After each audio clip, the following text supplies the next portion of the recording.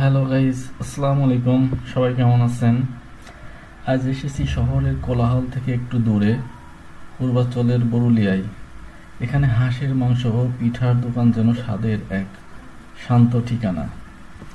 এখানে আসলে গ্রাম বাংলার আসল স্বাদ খুঁজে পাওয়া যায় এক বিশেষ হাঁসের মাংস ও পিঠার দোকানগুলোতে।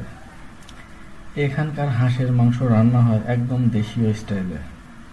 খোলা পরিবেশ, কাঁচা পাকা মাটির গন্ধ আর রান্না করা হাঁসের মাংসের ঝাঁঝালো সুবাস, সব মিলিয়ে মনে হবে গ্রামের বাড়িতে খেতে বসেছি।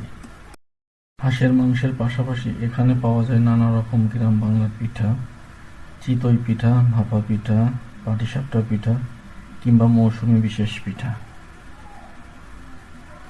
চলুন দেখি হাঁসের মাংস ও পিঠা কেমন হয়। চা খাবো আগে পিঠা খাবো না?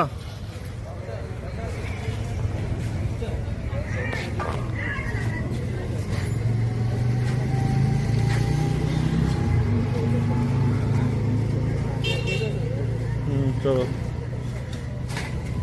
কই তোলেন, আপনার পাতিলটা তোলেন।